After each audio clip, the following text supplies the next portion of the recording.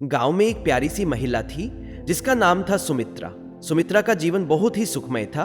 उसके पास एक प्यारा सा घर था और उसके पति राकेश, जो एक मेहनती किसान थे, का प्यार और समर्थन हमेशा उसके साथ था। दोनों ने मिलकर अपनी छोटी सी दुनिया बनाई थी और उनका जीवन खुशी से भरा हुआ था। उनका एक छोटा सा बेटा भी था जिसका नाम मोहन था। सुमित्रा और राकेश की जोड़ी गांव में सबसे आदर्श मानी जाती थी। वे एक दूसरे के बिना अपनी जिंदगी की कल्पना भी नहीं कर सकते थे। राकेश हमेशा सुमित्रा को यह कहता था, तुम मेरी जिंदगी की सबसे कीमती चीज हो, तुम्हारे बिना मेरी दुनिया अधूरी होगी। लेकिन जीवन की राह इतनी सरल नहीं होती। एक दिन राकेश को खेतों में काम करते समय अचानक चोट लग गई। डॉक्टरों ने कहा कि उसके शरीर में काफी गंभीर चोटें आई हैं और उसे बचाने की कोई उम्मीद नहीं है। सुमित्रा और राकेश की दुनिया पल भर में उलट गई। राकेश का निधन हो गया। यह हादसा सुमित्रा के लिए किसी बुरे सपने से कम नहीं था।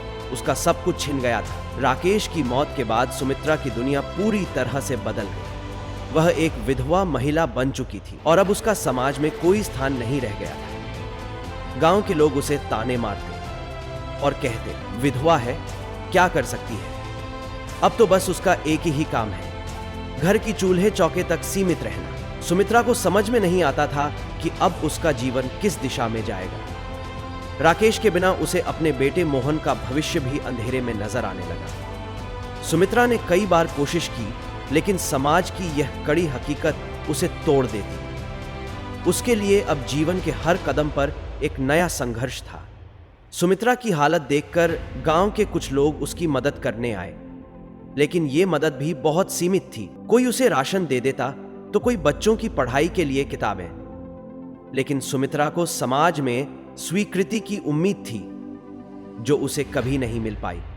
एक दिन सुमित्रा ने सोचा कि वह कुछ कर सकती है, अपनी मेहनत और ईमानदारी से अपना जीवन बदल सकती है।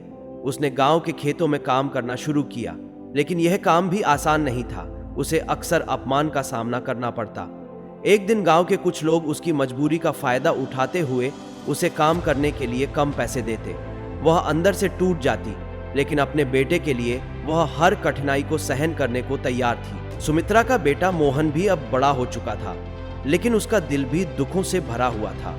वह अपनी मां की स्थिति से परेशान था, लेकिन वह जानता था कि उसकी मां कभी हार नहीं मानने वाली है। एक दिन मोहन ने सुमित्रा से कहा, मां, हम कभी भी इस समाज के तानों से डरकर हार नहीं मानेंगे। तुम मेरी प्रेरणा हो, मैं तुम्हारे साथ हूं।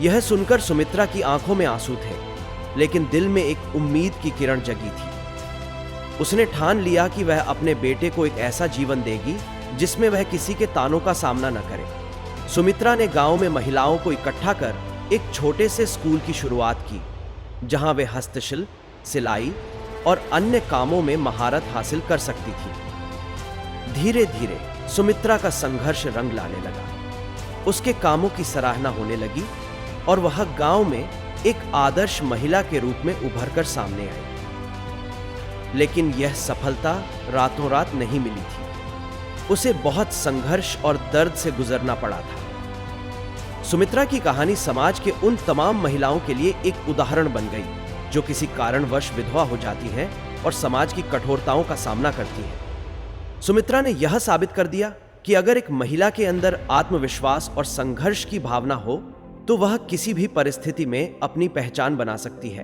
भले ही समाज ने उसे नीचा दिखाने की पूरी कोशिश की हो।